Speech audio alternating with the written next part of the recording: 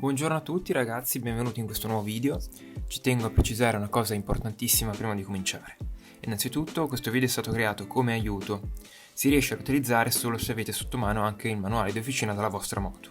Se non lo conoscete, questo manuale contiene vita, morte e miracoli di ogni vite presente nel vostro motore e vi permette di smontare, riparare e rimontare tutto quanto a regola d'arte. Senza di esso vi invito seriamente a non procedere in quanto vi mancherebbero troppe informazioni essenziali. Metto a disposizione il manuale della mia moto per chi ne possedesse una. Lo trovate in descrizione. Per molti altri KTM e Squarna invece trovate alcuni manuali in questo sito qua, christophsx.com. Sarà quindi possibile utilizzare il video per tutti quei modelli che montano un gruppo termico simile al mio, quindi KTM, Squarna e Usaberg della fascia 4,5-500 dell'ultimo decennio. Altrimenti spero possa fornirvi comunque utili linee guida per altri motori. Concludo infine comunicandovi che questo video è stato fatto in collaborazione con VM Racing. Si tratta di un team italiano che corre in supermoto e offre al pubblico anche servizi di officina, vendita moto e ricambi. Infatti da loro potete comprare moto racing nuove già targate come il KTM 125 SX e le Yamaha YZ 125 e YZF 4,5. Ed avete capito bene, ho detto targate, già settate da Motard eppure con tripla omologazione a libretto. Dal loro sito potete vedere ogni informazione e pure configurare la moto con un sacco di accessori come cambi elettronici, frizione antisaltellamento e molto altro. La vendita ricambi è poi molto fornita e vi trovate dentro qualsiasi cosa sia in ambito di attrezzature da gara che di normali ricambi o power parts.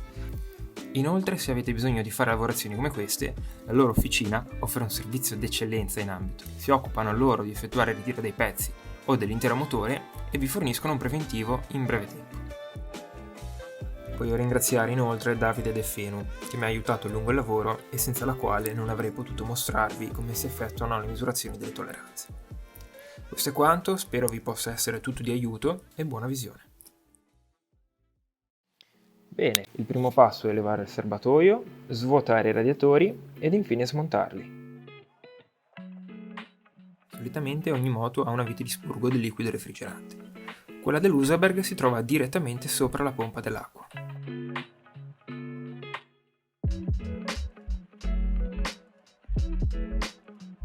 Assicuriamoci di staccare tutti i cavi del serbatoio, di norma sono 2 più il tubo della benzina.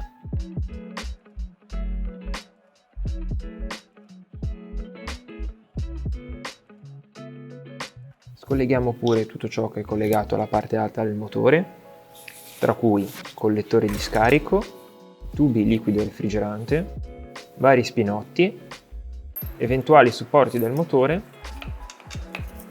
ed infine allentiamo anche l'iniettore. In questo caso io dovrò levare anche il tubo che porta l'olio motore dalla testata fino alla pompa.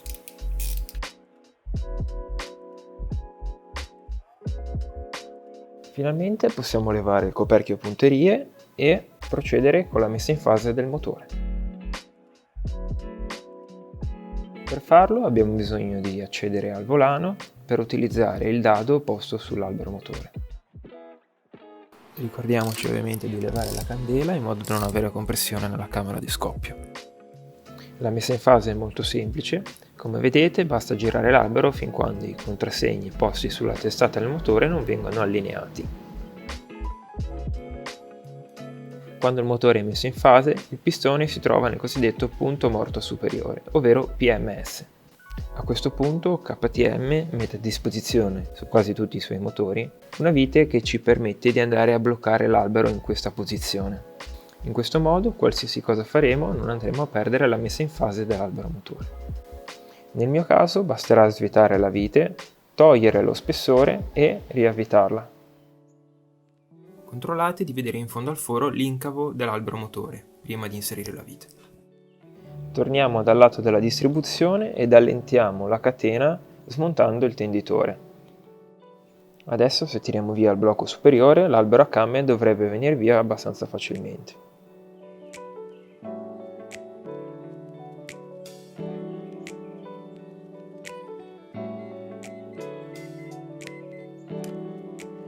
È giunto quindi il momento di levare i prigionieri.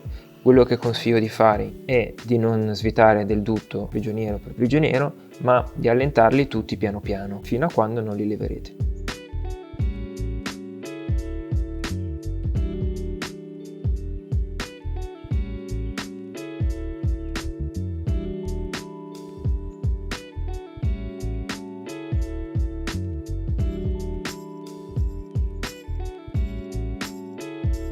Ricordatevi di rimuovere eventuali viti oltre ai prigionieri. Per esempio, in questo motore ce n'è una dentro il lato della distribuzione. Nel mio caso, non avendo molto spazio di manovra davanti alla testata, dovrò prima rimuovere anche tutta la distribuzione, ma per qualsiasi altro motore potete saltare il seguente step. Grazie alla vite che tiene fermo l'albero motore, smontare il lato del volano sarà abbastanza semplice. Dopodiché, per estrarlo avremo bisogno di un estrattore. In particolare, quello che farà il caso nostro sarà indicato come sempre nel nostro manuale di officina.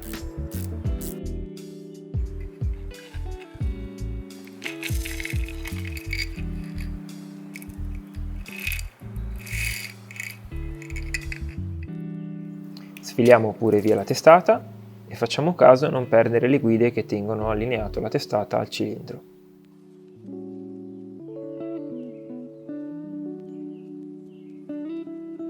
Sfiliamo delicatamente via il cilindro dal pistone, facendo caso sempre a non perdere le guide.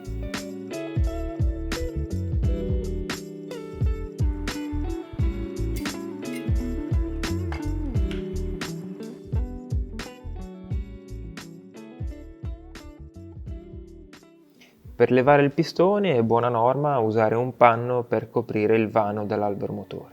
Questo per far sì che non ci finisca dentro per sbaglio il siger dello spinotto del pistone.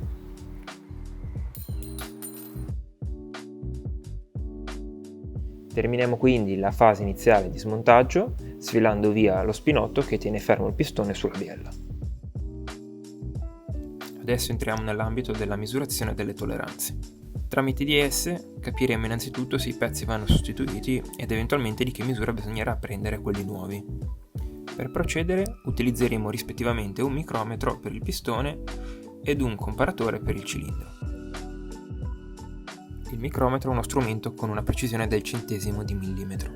Questo in particolare ha una portata massima di 100 mm. Misuriamo quindi il pistone avvitando piano piano col tamburo e serrando tramite l'apposita frizione. La prima cosa da fare è contare i millimetri tramite le tacche superiori. Con le tacche inferiori invece possiamo aggiungere eventuali mezzi millimetri. Alla fine facciamo la somma con quanto riportato dalle tacche sul tamburo a destra, che indicano i centesimi di millimetro. Una volta fatta la prova in più punti abbiamo scoperto che il mio pistone misurava ancora 99,95 mm, quindi da quanto riportato sul manuale di officina era ancora in perfetta tolleranza. Procediamo ora con la misurazione del cilindro. Per farlo si posiziona l'esometro all'interno del micrometro e lo si resetta portandolo a 0. Questo 0 quindi equivale sostanzialmente alla misura effettuata in precedenza dal micrometro, nel mio caso 99,95 mm. Portiamo l'esometro dentro il cilindro e misuriamo i centesimi di differenza. Ripetendo l'operazione in più punti si riesce anche ad apprezzare un'eventuale ovalizzazione. Una volta sotto mano tutti i dati potete capire se tra il pistone e il cilindro c'è ancora una tolleranza accettabile, specificata sempre nei manuali di officina. Se così non fosse, bisogna sostituire il pistone con uno di misura più adeguata. La casa madre solitamente mette a disposizione più misure appunto per questi casi. Se invece la misura non ci fosse, bisognerà procedere con la ricromatura del cilindro, lavorazione comunemente effettuata da officine e centri di rettifica. Dato che questa volta ho sostituito anche le valvole, oltre alle loro sedi abbiamo pensato di dare una bella pulita anche a tutto il resto della testata.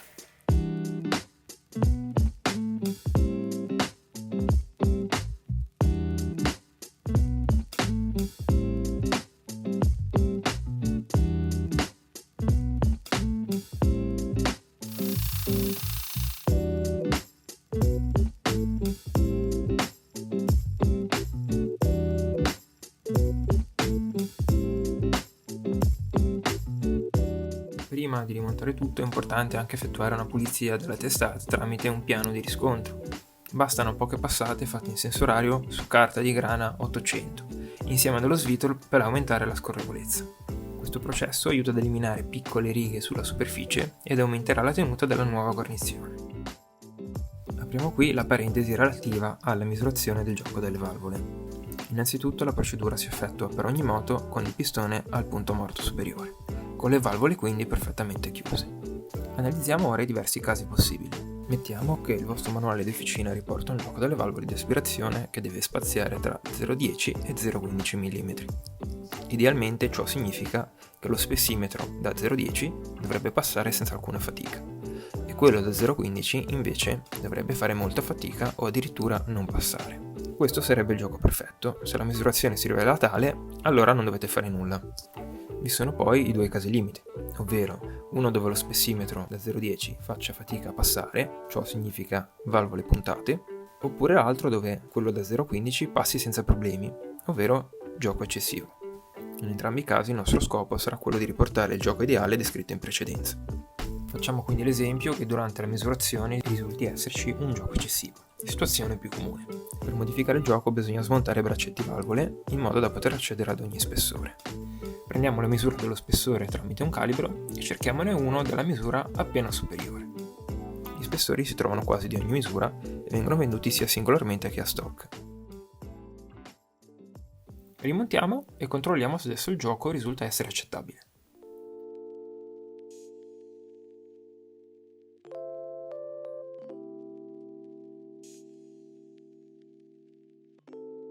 Nel caso opposto, ovvero di valvole puntate, il processo dovrà ovviamente essere l'opposto, dove andremo a sostituire lo spessore con uno di misura inferiore. Bisogna ripetere il processo per ogni valvola, ricordandosi ovviamente che tra valvole di ispirazione e di scarico c'è quasi sempre una differenza nello spessore da rispettare. Per esempio, per la mia moto devo avere un gioco da 0,10 e 0,15 mm per l'aspirazione e di 0,12-0,17 mm per lo scarico. Abbiamo quindi misurato il pistone, il cilindro ed il gioco delle valvole. Possiamo passare alla fase finale di rimontaggio partendo dalle nuove fasce del pistone. Di norma hanno tutte un verso ed un contrassegno che lo indica. La disposizione ed il montaggio sono ovviamente indicati più precisamente nel vostro manuale di officina. Nel mio caso, oltre a rivolgere il contrassegno verso l'alto, dovrò disporre l'apertura delle fasce ad una certa distanza l'una dall'altra. Nello specifico, avendo io un pistone in bifascia, basterà alternare l'apertura degli anelli di 180 gradi. Passate un po' d'olio sulle pareti del cilindro e procedete con l'inserimento del pistone facendo attenzione a comprimere correttamente le fasce.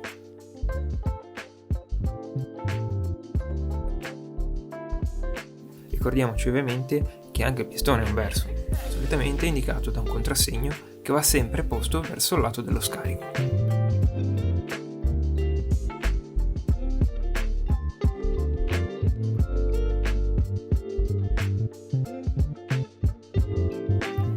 Posizioniamo la guarnizione del basamento insieme alle rispettive guide e prepariamo il pistone per l'inserimento dello spinotto.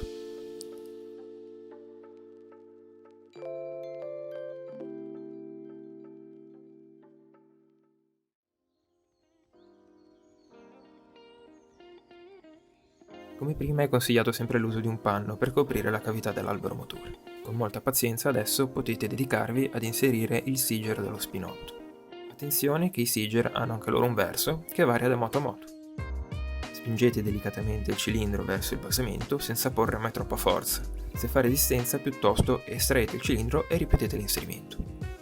Pulite eventuali macchie d'olio ed installate la guarnizione di testa con le guide. A causa di alcuni problemi ho dovuto tirare giù i carter per lavorare su di un banco e non ho registrato il montaggio dei prigionieri. I prigionieri hanno un ordine di serraggio che solitamente è ad X e bisogna applicargli coppie di serraggio piano piano superiori. Per esempio, io dovrò procedere con quest'ordine, applicando nella prima fase di serraggio solo 10 Nm di coppia, dopodiché 30 e infine 50. Non dimentichiamoci eventuali viti esterni. Ora manca solo la distribuzione. Inserite quindi l'albero a camme, la catena e i pattini con i freni a filetti, se previsto da manuale.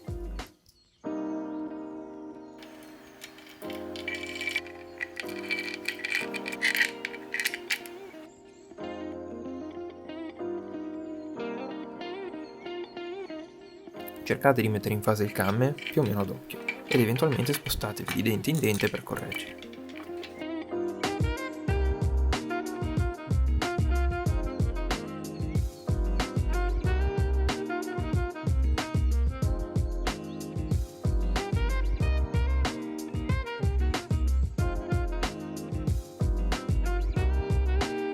Montato il blocco del camme non ci rimane che aggiungere il tendicatene.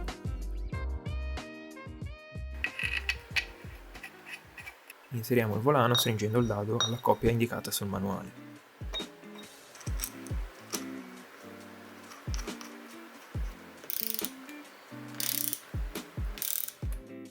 Fatto ciò, ricordarsi di sbloccare l'albero motore tramite l'apposito spessore.